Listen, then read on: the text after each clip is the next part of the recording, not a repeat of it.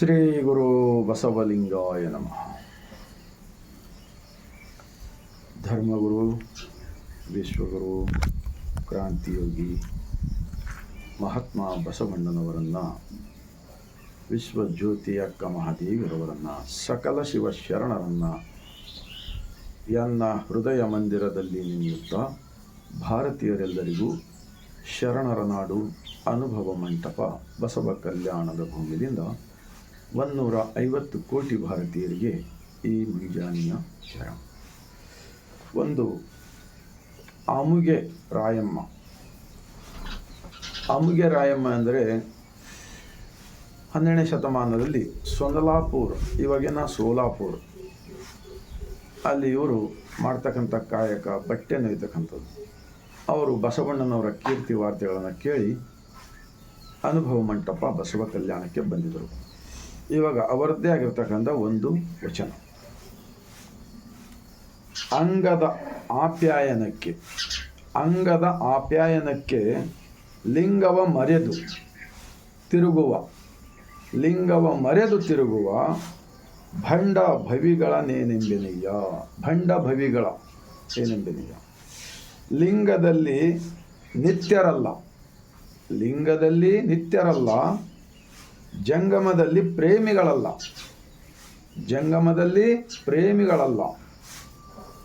ಹಿಡಿದ ಛಲದಲ್ಲಿ ಛಲಗಳಲ್ಲಿ ಕಡಿಗುಳು. ಈ ವಚನ ಏನು ಹೇಳಿಕೊಡುತ್ತಂದರೆ, ಈಗ ಅದೇ ನಡೀತಾ ಇದೆ. ಬಸವಣ್ಣನವರು ಸ್ಥಾಪಿಸಿದ ಅನುಭವ ಮಂಟಪದ ಸರ್ವ ಸಮಾನತೆಯ ಸಕಲ ಜೀವಾತ್ಮರ ಲೇಸಿಗಾಗಿ ಹುಟ್ಟಿಕೊಂಡಿರ್ತಕ್ಕಂಥ ಅನುಭವ ಮಂಟಪದ ಲಿಂಗಾಯತ ಧರ್ಮವನ್ನು ಯಾವ ರೀತಿ ಕೆಡಿಸಬೇಕು, ಇದನ್ನು ಮತ್ತೆ 12ನೇ ಶತಮಾನಕ್ಕಿಂತ ಮುಂಚೆ ಏನು 5 ವರ್ಗಗಳಿದ್ದವಲ್ಲ, ಬ್ರಾಹ್ಮಣ್ಯ, ಕ್ಷತ್ರಿಯ, ವೈಶ್ಯ, ಶೂದ್ರ, ಪಂಚಮ, ಈ ಥರ ಮತ್ತೆ ಬಸವಾದಿ ಶರಣರು ಎಲ್ಲ ಕಸವನ್ನು ತೆಗೆದುಹಾಕಿದ್ದಾರೆ. ಈ ದೇಶದಲ್ಲಿರ್ತಕ್ಕಂಥ ಅಜ್ಞಾನದ ಅದು ಮತ್ತೆ ವಾಪಸ್ ತಿರುಗಿ ಹಾಕುವ ಸಲುವಾಗಿ ಬಸವಾದಿ ಶರಣರ ಭಾವಚಿತ್ರಗಳನ್ನು ಹಾಕಿಕೊಂಡು ಇವತ್ತೇನು ನಮ್ಮ ರಾಜ್ಯದಲ್ಲಿ ತಿರುಗಾಡ್ತಾ ಇದ್ದಾರಲ್ಲ, ಅಂಥವರಿಗೆ ಈ ವಚನ ತಗುಲುತ್ತದೆ. ಈ ಶರೀರದ ಕೆಟ್ಟ ಆಶೆಗಾಗಿ ಒಂದು ರಾಜಕೀಯ ವಿಚಾರಕ್ಕೆ ಮನವೊಲಿಸುವ ಸಲುವಾಗಿ ತನ್ನ ಒಳಗಿನ ಲಿಂಗವನ್ನು ಮರೆತು, ಅಂದರೆ ತನ್ನ ಒಳಗಿನ ಸೃಷ್ಟಿಕರ್ತ ದೇವನನ್ನು ಮರೆತು ತಿರುಗುವ ಭಂಡ ಭವಿಗಳಂದರೆ ಬರೀ ಯಾವಾಗಲೂ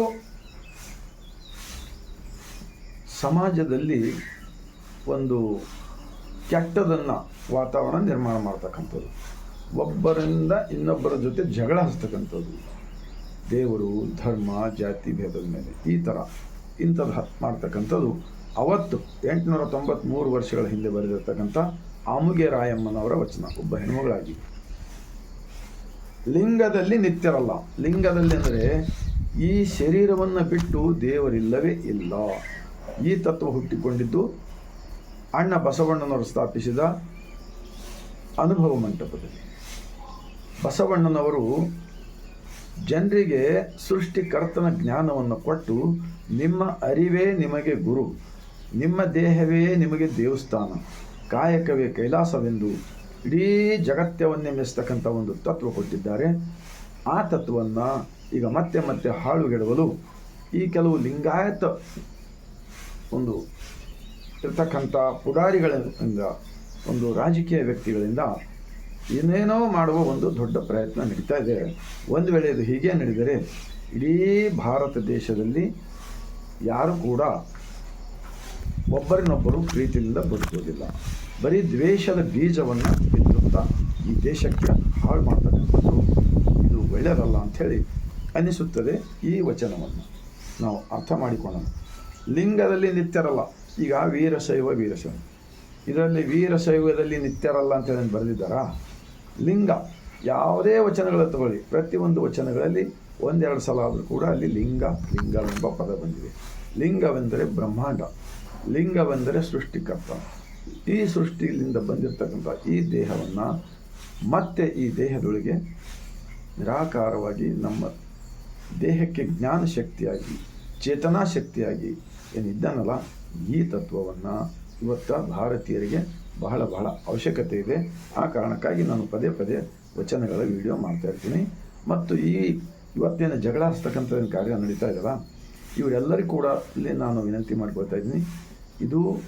ಈ ಧರ್ಮ ಹುಟ್ಟಿಕೊಂಡಿದ್ದು ಶೋಷಿತ ವರ್ಗದವರಿಗೆ, ಅವರ ಪರವಾಗಿ. ಆ ಎಲ್ಲ ಮಾದಾರ ಚೆನ್ನಯ್ಯ, ಡೋಹಾರ ಕಕ್ಕಯ್ಯ, ಉರಿಲಿಂಗ ಪೆದ್ದಿ, ಅಂಬಿಗರ್ ಚೌಡಯ್ಯ, ಮಡಿವಾಳ ಮಾಚಯ್ಯ, ಇವರೆಲ್ಲರೂ ಒಕ್ಕಲಿಗ ಮುದ್ದಣ್ಣ, ಕುರುಬ ಗೊಲ್ಲಾಳೇಶ, ಡೋಹಾರ ಕಕ್ಕಯ್ಯ, ಎಲ್ಲ ಜನಗಳು ಸೇರಿದರೆ ಮಾತ್ರ ಈ ಧರ್ಮ ಉಳಿಸಲಿಕ್ಕೆ ಬರುತ್ತದೆ. ಯಾಕೆಂದರೆ ಅವತ್ತಿನ ದಿವಸ ಬಸವಾದಿ ಶರಣರು ಈ ಕುಲಗೇಡಿಗಳಿಂದ ಬಸವ ಕಲ್ಯಾಣದಲ್ಲಿ ಶರಣರನ್ನು ತೊಂದರೆ ಕೊಟ್ಟು ಅವರಿಗೆ ಹತ್ಯೆ ಮಾಡಿದ್ದಾರೆ, ಅವರ ವಚನಗಳನ್ನು ಸುಟ್ಟಿದ್ದಾರೆ. ಮತ್ತೆ ಇವತ್ತು ಕೂಡ ಅದನ್ನೇ ಹೇಗಾದರೂ ಮಾಡಿ ತಿರುಚುವ ಕಾರ್ಯ ಮಾಡಲು ಎಲ್ಲ ರೀತಿಯಿಂದ ಸಿದ್ಧತೆ ಮಾಡಿಕೊಂಡಿದ್ದಾರೆ, ಒಂದು ರಾಜಕೀಯ ಪಕ್ಷದ ಸಲುವಾಗಿ ಅಂಥೇಳಿ ಪಕ್ಕಾ ಇದು ಗೊತ್ತಾಗ್ತಾ ಇದೆ. ಆದ್ದರಿಂದ ಜಂಗಮದಲ್ಲಿ ಪ್ರೇಮಿಗಳಲ್ಲ. ಜಂಗಮ ಅಂದರೆ ಯಾವುದೇ ಒಂದು ವಿಶೇಷ ಜಾತಿ ಅಲ್ಲ. ಜಂಗಮ ಅಂದರೆ ಜೀವಗಳು. ಈಗ ನಮ್ಮ ಮನೆಗಳಲ್ಲಿ ನಮ್ಮ ಮಕ್ಕಳಿಗೆ ಯಾವ ರೀತಿ ನಾವು ಪ್ರೀತಿ ಮಾಡ್ತೀವಲ್ಲ, ಹಾಗೆ ಬಸವಣ್ಣನವರು ಕಟ್ಟಿದ ಧರ್ಮ ಎಲ್ಲರಲ್ಲಿ ದೇವರನ್ನು ಕಂಡವರು, ಎಲ್ಲರೂ ಒಂದೇ ಕುಟುಂಬದವರು, ಎಲ್ಲರಿಗೆ ಹುಟ್ಟಿಸಿದಾತ ಒಬ್ಬನೇ, ಎಲ್ಲರ ಒಳಗೆ ಒಬ್ಬನೇ ಇದ್ದಾನೆ.